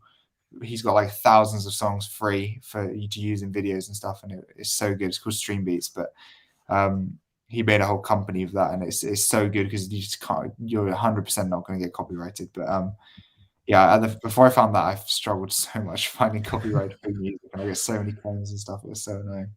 But it's really nice to make good money from a video, and like it will just copyright, and you don't get any of it. Yeah. So I find as well now it's like, because as you said, like a lot of people got into this over the last year and a year and a half. So there is a business in supplying content creators, like as you see a bit with music. But I find with like, do you know like the whole, you've got it like the animation where it's like subscribe, notify, and it's like the mouse going across. Yeah. Like I can't even find that anymore, like for free. Oh yeah, no, I paid for that.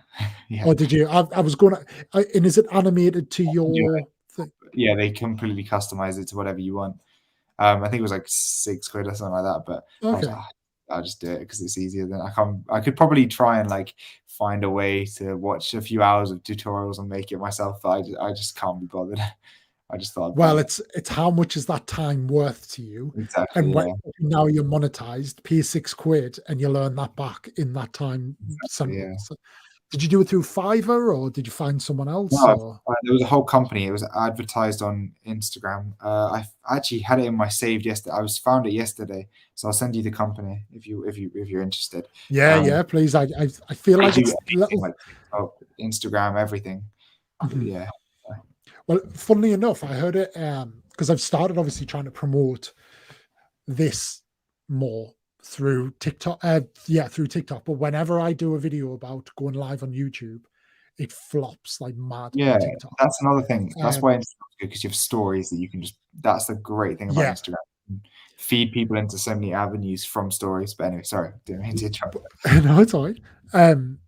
An interesting thing that somebody had said is that TikTok's algorithm does actually listen to what you say Oh, when you you're, spot. and it reads like even the text to speech and all that, and it's looking for key things. But then yesterday I saw a video, and this is where you're like they're really stacking the deck here, and this is where I think they'll become their own downfall.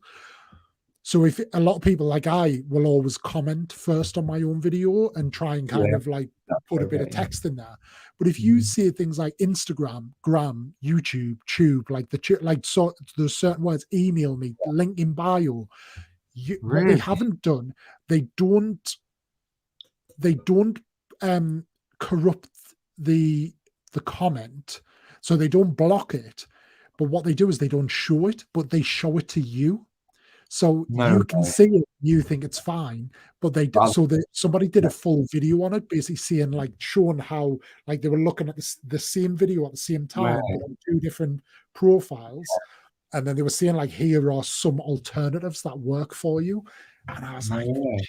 TikTok's really out here trying to be your best friend, but actually they're just Yeah, snaking you. it's such a So strange company. I feel like it's just, yeah. There's so many hidden things that they're not telling you. I don't know, but it's a weird one. So indeed, have you ever dabbled with Twitch? no, never. I've never even watched Twitch, I don't think, but I think there's a huge market for. I don't know how big the community over there for Lego is. I don't think it's crazy, but what about you? Have you ever been Not for involved in? Lego, so I've gamed a little bit simply because the Xbox, which I use, it has the inbuilt Twitch streaming app, so you could use it That's with Connect, and you wouldn't need anything extra. But it was a bit rubbish, to be honest. all right.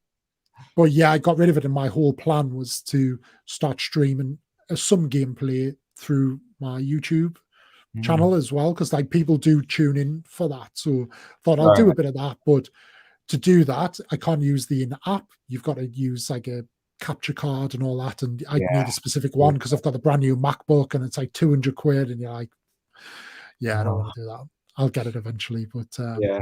do you, do you game yourself or do you just I not have the used to. It time? was one of my favorite things. Growing up, I've always gamed, but recently, pretty much since the PS5 came out, I've barely been playing because all of my friends have PS5s now, and I haven't bought one yet, just because I haven't got around to it. Because I spent all my money on Lego, so I don't have enough money to buy a PS5. And so I just haven't really been playing really recently, and it's given. I just haven't had. I barely have time to make videos and stuff, let alone play games. But I do love games. But I feel like at the moment there's a bit of a lull in games as well. I don't know whether that's just because I'm not playing, but I don't know how do Yeah, you. I Yeah, saw. not I playing. think I saw recently that Vanguard, and I play a bit of Warzone, Yeah, but I wouldn't say I'm like bang into it or anything. But um, I saw recently that Vanguard is like the worst selling Call of Duty game. I'm not surprised. Um, but I feel like the whole dynamic of gaming is changing, and I Yeah, feel like only probably the Switch like has this like monopoly still of like actual games because of yeah, how they do it. And I was speaking to a couple of creators at the weekend who were on here, and they've just bought the new Pokemon games, and like you can imagine things like that people still go back to. But at the yeah, same time, everybody's waiting for the new Lego Star Wars game, aren't they? So yeah. That would be good. But yeah, I think it's weird. It's just the whole. I feel like games aren't as chill anymore. Like you get hopping in a COD lobby, it used to be like if you were average, you'd win games and stuff. But now it's like with battle royales and stuff, you just get so many sweats. I just can't deal with it anymore. It's just like I but feel like yeah, games everybody's like, are too serious now. well, what happens is because like hacking Yeah, is so well known. When you get killed by someone, you're like, oh, they're hacking. Like, how did they do that? They're definitely hacking.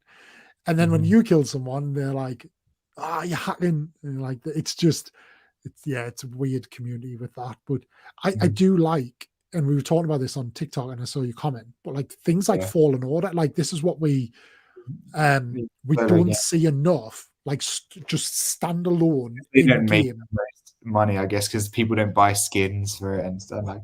So Yeah. EA stuff are just trying to grab as much money as they can, you know. I think, but hopefully we'll see some new Star Wars games. I'd love to see another Fallen Order or another Yeah. similar game because I loved that game. As soon as it came out, I sweated it out 100% today, and then I just haven't touched it. That's the only downside about it, I guess. Yeah.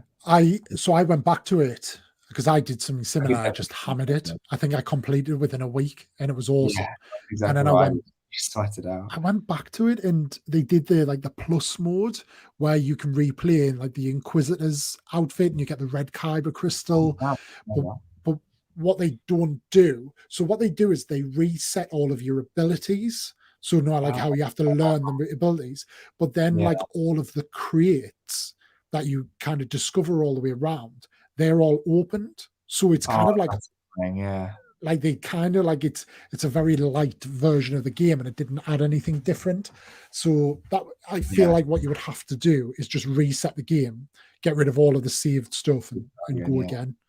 I think I might do. Yeah. But people are talking about like Cal and like it'd be good to see him in live action. But at the same time, I think it'd be good to just tell his, and this is what I think they're doing quite well, and I think will continue to do well through the Disney era.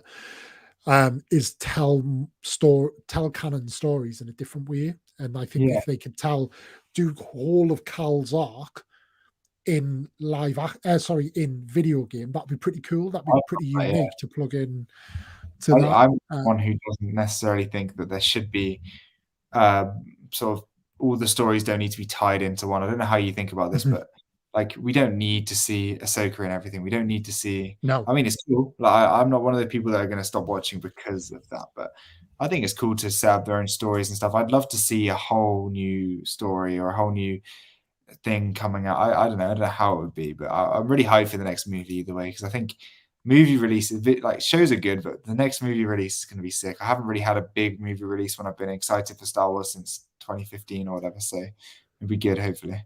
But yeah, it's I don't even think there's a date in the books, is there, for it's so weird. Star Wars film? It's just, but I do feel like when you look at what Marvel have done, they've done so well in that build, and it feels like it's the start now. Like I feel like where we are now, and Marvel had a hell of a head start before even Lucasfilm came into Disney with the MCU. Yeah, it feels like Lucasfilm have kind of okay, we've got this plan. Kathleen Kennedy's been signed up for another 3 years, and she's obviously like creative director over all of that, and like that shows positive. Is like there's something there. We just don't know what it is yet. But I agree, they do need to start plugging some films into it as well, to kind of rather than just TV shows. I'd rather they take the time, I guess, than just rush out a rubbish film. Yeah. Like either way is good, but I'm just excited for the next thing. I know, yeah. What are you looking forward to most out of this upcoming year of shows? I always say I kind of look forward to what's next, because like if you like Boba Fett, like if you like everybody's hyped for Kenobi, right? Like we all want Kenobi. Exactly, yeah. Silly question. But if you focus on Kenobi, you probably like just wouldn't appreciate Boba Fett. So it's like, okay, we know that's coming. We'll get excited about it when we get there. We'll like kind of play what's in front of us right now. And I like what they did. I did a brief TikTok on this, but I like what they did with the trailer. I thought the trailer for the Boba Fett series was a bit meh. I didn't think it was like, it didn't tell us much. And I do think a lot of what we saw there is going to be very early in the series. Was it? I think Mando, the trailer, they only showed the first 4 episodes in the trailers. I think you could. There was all the last 4 were just fresh or whatever it was. I think I like the way they did that. I think that's really good. But what did you think of Bad Batch? What are your overall thoughts of it now, looking back a couple months later? I think it was probably about 3 or 4 episodes too long. I think the Yeah. running order was wrong. I thought, do you know when they did the Ryloth arc? I thought at that point I thought, here we go.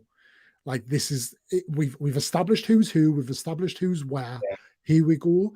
And then they did the next episode where it went back to like Sid's bar where she lost her bar to that crowd. And I was like, oh, what are you doing here? And then it kind of picked up again. So I think probably 12 episodes would have been ideal. But what I did like is I feel like they used the cameos very well. Yeah. They didn't overdo it. There wasn't too much. And they're all exciting as well.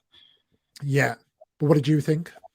I loved it. I think I'm a big fan of the Clone Wars, so it was obviously going to be one I liked. But I think I don't know. I feel like people are a lot harsher nowadays. If you look back on the Clone Wars with the same lens that you look at now, there was so much rubbish filler episodes. It's so tough to rewatch the Clone Wars. Yeah. Like if and I see this quite consistently. Like Rebels is so much more rewatchable than the Clone Wars as a whole.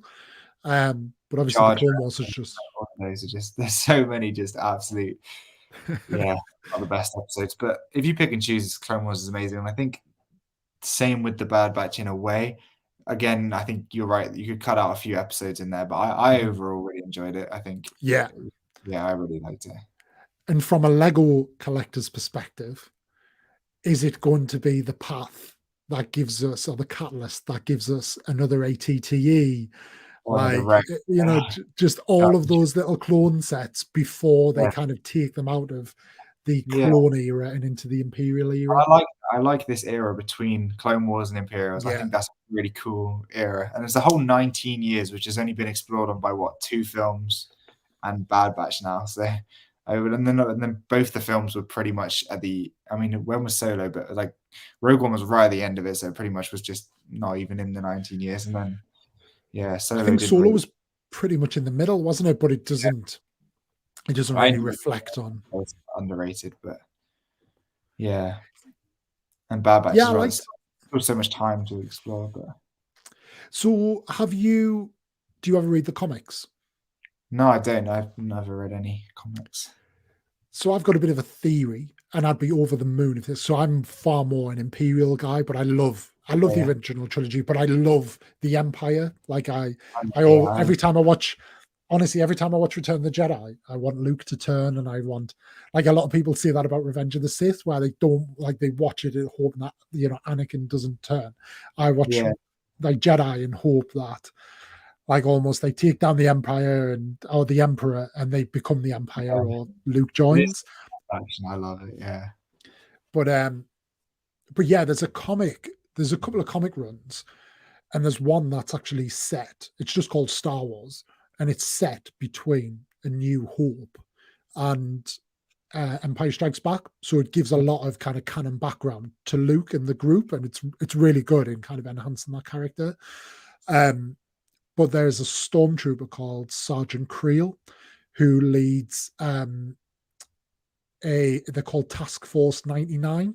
It's basically part, like a small task force who are part of the 501st, and it's like it's special forces. But when you look at these guys, I'll see if I can find it because I've got it saved on my. Let me see if I can find the image. But they're rerunning. So where I'm up to now, that continues. The series continues, but it's now past Empire Strikes Back, and between, like, it's gone into this kind of War of the Bounty Hunter stuff. But when you see these guys, like, it really could be the Bad Batch, and obviously we don't know what happens to the Bad Batch. So let me just. Wait, so they're working with the Empire there? That'll be a twist. Well, this is the thing, because we, you know, obviously we've seen what happened to Crosshair. So that's why I was really hoping for like a clone rebellion on Kamino against, like, clones versus stormtroopers or whatever kind of. And will we get that though? Like, I think we'll get that at some point. Not on Kamino, but I think we could see, because we did see the sort of splinters of that when the clones were sort of rebelling, when Hauser did his little speech and stuff. So yes, I think we could see the clones on each other. and we need to understand kind of what's going on there as well. So, can you see that? Oh, damn, those are cool. So this is Sergeant Creel, who has a green lightsaber, by the way.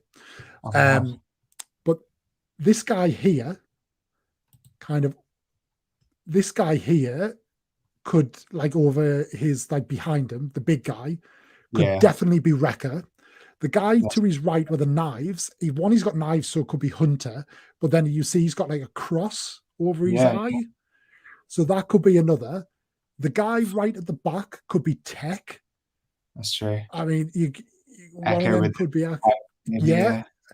And it could be, so, but where his Right. story starts, I think his story starts with him, or this whole group story starts where they've lost their sergeant and he is put in as their sergeant. Ah, So who knows? But I mean, even the guy with the hood, he looks like a bit of a could be Omega. potentially. Well, it could be, it could be Hauser. Like Hauser could be written into this. They could adopt others. But yeah, so I'm really kind of interested. Like that's what I'm hoping for, because what we know is, as we see, we know that what happens 19 years down the line, but I'm really interested to see kind of what happens, like, and how they, are they absorbed in, or are they killed or what? But yeah, I just love seeing, like, whether it's clones or Imperials, I just love seeing high numbers of, or even First Order in a way. That's one thing the sequels did well, was just those giant armies and all the different. That's why I love army building and Lego. It's such a deadly hobby, but I love building up that Imperial army and having all the AT-ATs around it and stuff. It's just so fun. That's one of my favorite things to see in shows and stuff as well. Are you getting the new AT-AT then? I want to, but I probably won't for now. What about you? You going there day one or? No. So I don't have the Falcon or the Star Destroyer yet, which I will get, but I'm making a bit of a plan. So I'm no longer going to buy anything on release day, because it's the worst time to buy it. It's full price and you don't get any additional points. Yes, you get gift purchases, but they're never that exciting. But yeah, I'm going to strategically start to work on my VIP points over 2022 with the view of getting like it for next to nothing using my VIP points. I'll do a video about how many you'd have to buy it. Yeah. My friend Productions he's got enough VIP points to buy. He's getting the AT-AT for free on release day. I'm like, nice. How have you get that many like different cashbacks and stuff like that? And he's the master of deals. If you want to find every Lego deal in the UK, follow Tech Productions on Instagram. It literally is mad. I don't know how he does it, but it's that I can't bring myself to buy from other people, because I always think of, even though I'm saving £5, £10, I just think it's the points. Like the points really sucker me in, and even though it's not worthwhile, it's satisfying when you see those points build up. But there are some deals around the. I think the Falcon and Star Destroyer are both decently well priced on John Lewis right now. I think they're down to nearly like 500 quid. I was very tempted by the Star Destroyer, but I can't spare that kind of money. But it's not just that though. It's like like a smaller set. I could think, oh, okay, I'll pick it up elsewhere because it's worthwhile. But I do think like 500 quid's worth of VIP points, or realistically 650. And when a good gift with purchase comes out and it lines up with that double VIP and you just cash out on both of them, that'd be such a good, like, such a satisfying purchase if you got so much cool stuff. The one thing I do like though is I love that Luke's lightsaber. Yeah, that's good. That'll be worth a ton, I bet. Well, I've seen people on Facebook in the collector groups already like saying like, I want one, if to anybody, like I want to make my claim for one. And then people are like, yeah, I don't know how, like I probably will sell one, but I don't know how much I'm going to sell it for. But I think initially, probably in the first 12 hours, I think they'll sell for over 100 quid. I think so. Given, I think it'll be 100 in general, I think, yeah. But the price of because it obviously ties in really nicely with the Yoda one, but the Yoda one on the second-hand market, like this time last year, those Yoda ones were 30, 40 quid. They're selling for like 90 quid now because of the Luke's one. So people are like, oh, okay, this is going to be a thing. yeah, when it comes out, it spikes and then it Yeah. drops, and then then over time it will just rise. Mhm. But yeah, that's a cool set. I feel like that with that is apart from the plaque, there's not really anything exclusive. So if I ever want it, I think I would probably part it out and not spend £100. But then I again, that agree. I saw you got some of those custom UCS stickers. They're pretty It cool. did. And they Yeah. do. So they actually the company that makes them Ultimate Collector stickers. So these are only £2 each as well. And they're I as remember good as. a while ago, yeah. But yeah, they are good, but they do like the smaller ones. So they do like for the helmets, there's like a lot of custom helmets like Bo-Katan's. I think Nice. there's a General Grievous one. There's like all the clones, so you can basically make them look legit. So I wouldn't be Yeah. surprised if they do the stickers Oh for yeah. the lightsabers as well. That might be a good way to get a cool looking Bespin jewel or something like that. Oh, do they do the best? Because yeah, it's That would be ridiculous cool. how much that costs here now. Yeah. Did you manage to get your hands on one, or are you just not bother? No, it's do you know, it's a shame because I was kind of, as we were saying beforehand, I'm more connected probably with an American TikTokers than I am kind of British. But if that was kind of after the rush, unless I potentially could have had someone pick me up one and send it over. But yeah, there's still like 115 quid here, and it's totally not worth it. No, it's not. I wish that set was released just as a general. I think that's a really nice looking set. Even more so than the like Vader's meditation chamber. I think. Mhm. I don't know. They're quite similar sets in a way, but I think that one's better. I don't know. Yeah, I think it's just more iconic, isn't it? Yeah, for sure. I mean, yeah, the Vader's meditation chamber. It's probably in like 10 seconds of footage in the entire Yeah, if that, trilogy. if that. Yeah. Have you picked up, because I know you actively get the Wicked Brick stuff as well. Have you picked anything up? Because they've got their Black Friday stuff on this week, haven't they? Yeah, I need to look at that. I do love Wicked Bricks. Do you know what I do? But company. they don't offer a lot. I mean, they've offered 15% off across the whole of the site, but they do anytime. I swear. Because with my ambassador code, I think gets like 15%. Maybe not. 10% maybe? Well, I was in their monetized scheme, so like their affiliate scheme. Yeah, I'm thinking. I was in that, whereby if anybody made a purchase, I'd get like a percentage. But like it just didn't happen enough. So I used the one where it's, just like when anybody signs up as a member, and then if anybody uses your code and makes a purchase, you get like a referral points because they have their own VIP scheme. So I just use that, and I get more in return in points. So I think I've got about 20 quid's worth of points there between my own spends and stuff. So I've never even looked at how much I managed to get from that affiliate thing. I know I think I was thinking of how they give the people who have affiliate links 15% off, or something like that. I can't remember. Like if you reach out, you have to reach out to them or something. And tell them what you want or something like that. That's what I was getting confused at. But yeah, they're a great company. They're great quality. Really they're just taking forever to ship right now. They're just so busy. But they now have. So I ordered here. You can see the cases for the 2 CMF series. I already had the one for the 20th anniversary figs, but it's got the Lego, the Looney Tunes, and the Marvel CMFs. I got those, and then for my helmets, I already had the case for the 3. But I asked them if they would do me a clear back, because I've got the black backdrop for it, but you can't see the TIE pilot against it. So I got the clear one. So they sent that out, but probably took about 6 weeks to ship from order. But it's just this obviously so in demand, and they've got this Lego affiliate status now. So they're just if you go on, they are officially recognized by Lego now. So wow, that's pretty cool. That's how they studios they set up and stuff. It looks so good. Have you seen the videos where they're like putting together like their Christmas studio and stuff? And like so cool. I love that. Yeah, I feel like commenting on them and saying like, stop making these videos and get in the warehouse and build some stuff. Ship the orders out. But no, they are cool.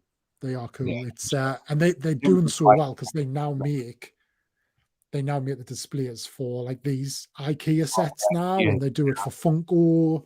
So they're in the good. Yeah, that's really They're in cool. good. I like the different lights and stuff as well. I love all the different. I don't know if you work with any lighting companies, but I've had a Yes. few. So I'm in a bit of a like a lull with them at the minute. So all of my helmets all have lighting kits. So I have the 5 helmets. They all have it on. My Razor Crest has it. Yeah, nice. That's What cool. else has it?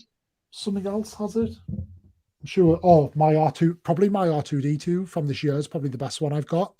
Oh, yeah. Because it's a light and sound kit. Oh, But yeah, I feel like they are good. And I use Light Go for them. I think you use Light Tail, and don't you?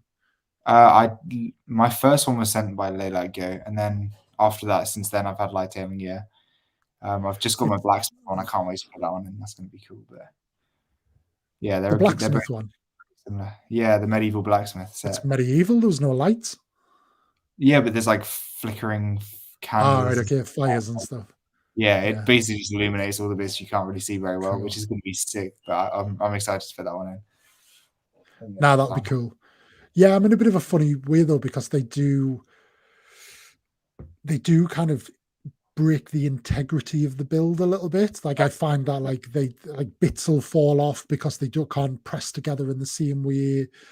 Yeah. I think they go well with some sets, like the medieval blacksmith. That'll go really well because it's more of a stand. I'm worried a bit about the modular part of it still being whether it'll still. I don't doubt it will still be modular, but that So I know what you mean. I have the same thoughts, but I thought it would look pretty cool.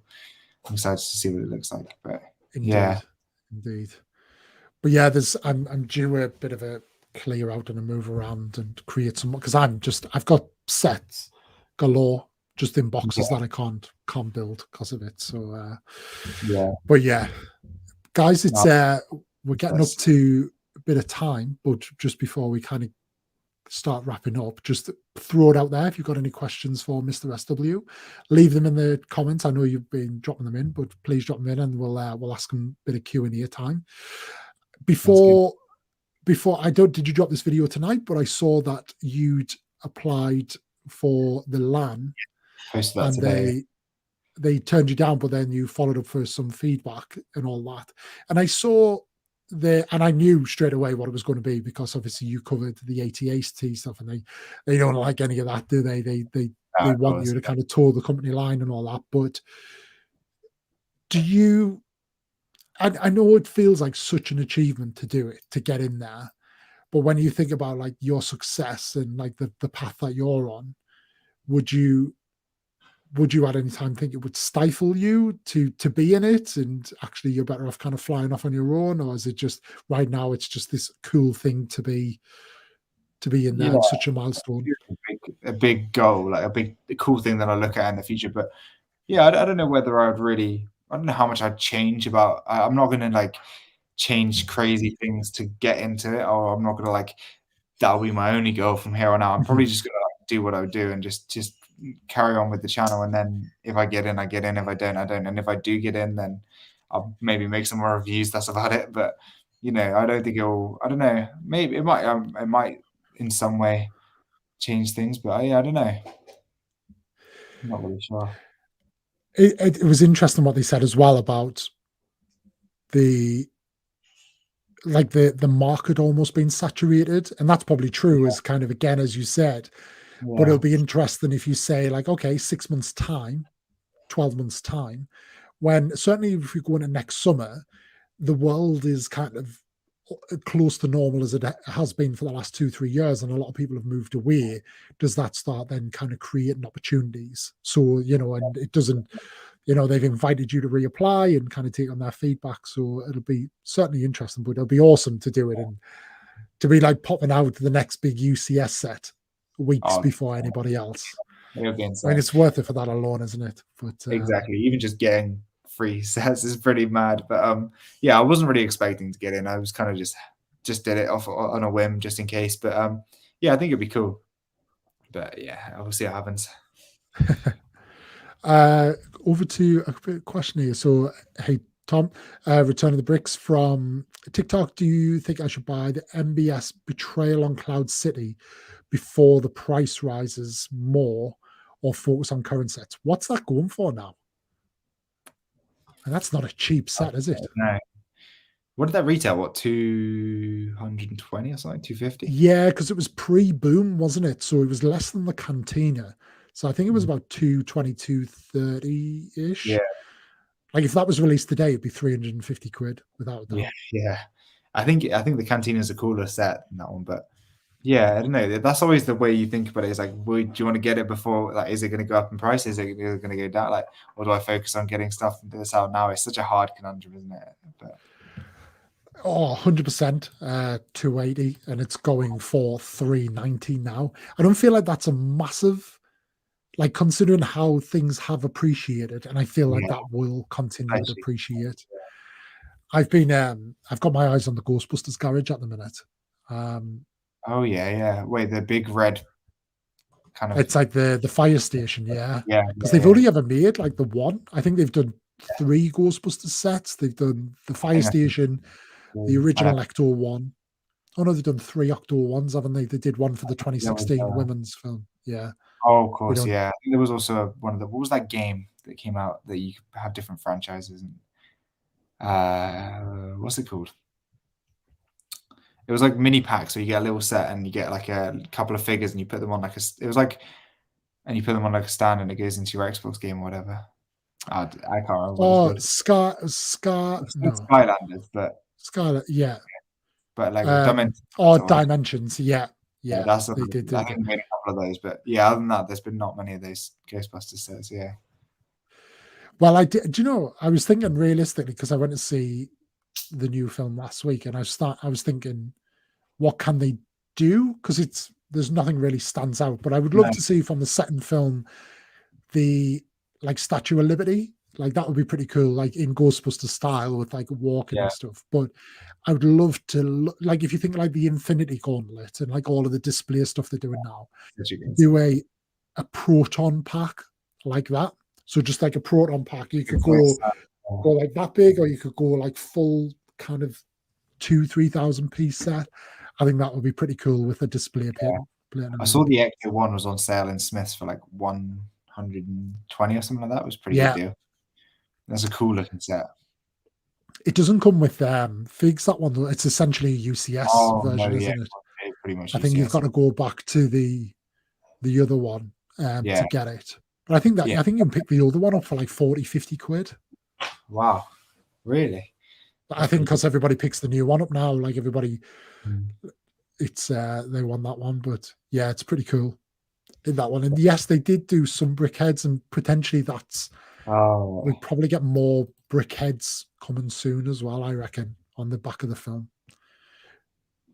But one thing I did notice is because the Ecto one that's out now was released last year, and obviously movie releases have been all over the place for the last kind of 18 months. I reckon it was probably meant to come out last year, and they just the car, the Ecto one and the new one has the gunner seat that comes out of the car, which is from the film. So the Ecto one that's there, I think, is for which obviously was never in the original. I don't even think that was in Ghostbusters 2, the gunner seat. So I don't know too much about Ghostbusters, but that's so cool. That's interesting. How it was like how they didn't delay the Lego set to match the film. That would have been maybe a smart thing to do. I don't know. Yeah, it just I don't know if anybody ever like picked up on it, like as a thing, but yeah, it was pushed back. But yeah, I feel like because that film was so mocked with, like, racked with controversy and like delays and stuff. I don't feel like a lot of films, and they've been like that. They've just been pushed. I know James Bond and stuff like they've all been. Yeah, they have. Of course, because of COVID, but also other stuff as well. Indeed. Guys, final call for any questions. But Mr. SW, we are rolling into December. Christmas is a big time. Obviously, if you're working in a toy store, I'm guessing you're going to be pretty busy for the next few weeks and month and stuff. But what can people expect of you? Do you get much time off over Christmas? Are you going to put that into content? If so, kind of what can people expect from you? I'm trying to try and finish Coruscant by the end of the year, for sure. and carry on working on my castle mock as well. I saw Zach said something about castle, and that's probably going to be coming out this week. But yeah, pretty much just going to be carrying on with that. Probably 2 to 3 videos a week, stream a week.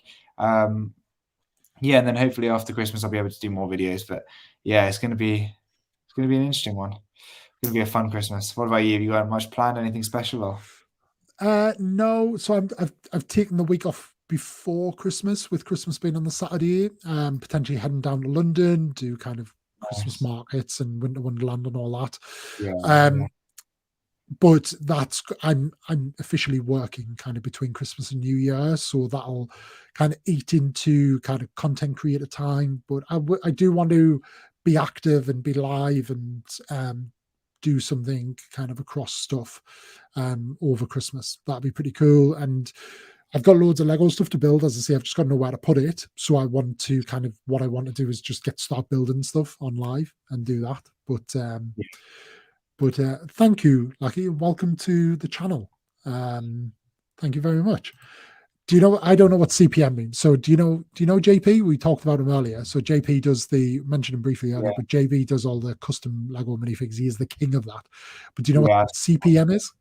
So it's the cost per milli. I think it's basically how much you get per 1,000 views before YouTube takes their cut. I think it depends on your channel. I want to say mine's. Oh no, I want to say it's about £5. I don't know. I'm not $5 per 1,000 views. I'm not too sure, but it So varies. JB's huge on TikTok. He's like over 500,000 followers now, and he started posting on here, and he kind of hit. I think I don't know, JB. I haven't checked for a few days or a week or so, but I know you were pretty close to 2,000 subs. Nice. But it's all short. So it was JB that was saying about how you don't get monetized for them and all that, but he's never done a face reveal, so he's got like 40,000 followers and almost on Instagram, 500,000 on there. But then it's how do you do that with on YouTube? Like, how can you kind of establish the monetary? There's people like Ash and Flash. Is Ash? Yeah, hasn't done a face reveal. I mean, SWbricks. No, not Just Too Good. Only just did a face reveal recently. So there's definitely people who've done YouTube without having a face reveal. There you go. Those are the things to look into. Final question from me, I suppose. What would be like? And I know this is tough to do, but like when you think about certainly posting a video on YouTube, and I think you've clearly nailed something here, right? Because you've attracted so much to your content. But I remember when you're talking about shorts, like shorts before it was properly shorts, and you had to put shorts, like hashtag shorts, for it to be a short. Yeah. Oh, do you? No, you definitely don't need to do that anymore. I can promise you that. I didn't know you need to do that. Yeah, you can definitely stop. Like, I cautiously stopped doing it, but yeah, you don't need to do that anymore. But when you're doing like normal videos, like the content's one thing, right? And like you just need to. What I found is you just need to get on with it, and you need to be kind of your own worst critic. We talked about it earlier, like editing out trimming all the fat in your video, being as snappy and punchy as you possibly can. But that's like when people are there. But what sort of things when you're setting up the video? So from like a good thumbnail, but then like your title to your because then you've got hashtags, but then you've got tags as well. Yeah, like, what are you? Thumbnail and title are arguably up there with the most important things. Like, I hate it because it's you can make a really good video and have a thumbnail, and it can kill the video. But yeah, thumbnail important. There's so many videos you can watch on YouTube about what makes a good thumbnail, like catchy colors you can use, different things like that. Minimal text, I'd say, is really important. People don't read the thumbnail; they read the title. Just a catchy image, like a face or just explaining what you're doing, stuff like that is really good. Or just a high quality photo, like I do for my build series. I just do photos. I don't have any. I just have like a number on it for the episode number. But yeah, I think thumbnails are a hard one to get to understand. I still try and maximize my thumbnails every time I make it, but yeah, it's tough. They're a tricky one. And are you hashtags, or do you use the tags, or both within? I don't use that. Occasionally I do tags. I use what's it called? There's a Chrome extension on that is really good for knowing which tags are going to be useful. I think it's called vidIQ on YouTube. But other than that, I don't really do that too much. I do it on videos that I kind of, when I remember to do it or I have time to do it, I'll do tags. But with hashtags wise, I don't think I use hashtags much on YouTube. On Instagram, they're really important because you can follow hashtags and search by hashtags. But it's more about keywords in your titles, keywords in your description. YouTube, like people will search how to buy cheap Lego, for example, and if your title is "I found really cheap Lego today," no one's going to find that when they search. But if your title is "How I found cheap Lego," how to find, that sort of thing. Questions are good in titles and stuff like that. Yeah, so it's just all these different tricks that they're definitely worth learning. And then that's very useful. Thank you. And then secondly, I suppose, and I was really surprised because we talked about this very briefly before we came on air. But again, you use your phone to record. So I'm thinking you've got like DSLR and all that set up, but you're still using kind of probably what you were using from day one. But then kind of, when I remember when I made this leap and you and I spoke quite a bit and you were saying I use Fonto I still use today, a bit of PS Express. There was an Ibis Paint, and I think there were 4 apps that you gave me that are really good for all of that, which I predominantly use like 1 or 2 in there. But are you still kind of use, because what that shows is you can pretty much do it with like what's in your pocket and like are you still there, or have you evolved onto like Adobe Photoshop and evolved, but to PicMonkey it's called on browser, just because I prefer now doing my thumbnails on my computer rather than on my phone. Just because I find it a little bit easier. But it's basically Photoshop. I pay like $10 a month, I think, for it or something like that. But and it just makes my life easier instead of having to switch between 3 apps that I can do them all on one thing. But you can, if you want to save money and you've got an extra like couple minutes, you can easily do it on those apps that you mentioned there. Like each one has their own useful thing, and if you do them in the right order and stuff, you can make exactly what you can make on Photoshop and stuff. And good ways to like save money at the start for sure. And I can definitely testify to that. Like I've been using them for a year now, and I'm still like, oh, like I didn't know I could do that, or I didn't realize this. And and that order is very important as well. Like how you order, how you use it in there first to this level, then you take this app and do that. Each app I found had complemented each other quite well and had their own little bits that were good. And but that's the thing with Photoshop or stuff like that, it has everything, so you can do it all in one place, but obviously you have to pay a bit of a premium for that. But I think that's what's annoying about PS Express. They show you everything, but then it's like, nope, you got to pay for that. Nope, do you want to pay for this? How much was that? I think I've still got that, so I need to unsubscribe from that. I think it was like a $10 a year maybe for Photoshop Express, I want to say. Oh, is it? So I've got the free one, but it's very limited. But I think $200 a year for Photoshop. JB says that's a good. To be fair, I might actually do that instead because it is quite useful. That must be just for Photoshop, because they have like the full Adobe suite with like Premiere Plus and all of that, which is pretty good. But that's like Premiere Plus is caffeine tablets, isn't it? It's I think you can do like 40 quid a month and you get everything, but that's obviously quite a sizable commitment. But I feel like it will, if you're creating stuff, it's a good return. And when we were talking about those little assets earlier on, like you were saying, the notify, subscribe and notify and all that, I think they have those inbuilt assets within it, don't they, that you can to build in Photoshop. I'm sure the people who sell them to us are just people who do it in Photoshop. So 100%. But it's definitely something that is a good way to start for sure. Indeed it is. It indeed is. But that is, I'm going to have to call it time because we've overrun a little bit, but nobody really cares. And I appreciate people sticking around, but it has been certainly long overdue. Sure. We spoke so much, kind of in times over the thing. Oh, sorry, I missed a question here. How many Raven Knights do you have, and are they expensive on Bricklink? I have 16. I have 21 Raven Knights, and they are going up in price in Bricklink. When I started buying them, they're about $5, but now Are you they're about... driving up the price? You're driving up the price. Oh, no, definitely not. No, maybe. I don't know. The castle theme seems to be getting quite popular now, so the prices have definitely gone up. But yeah, that's how much they are, about $5 or $10.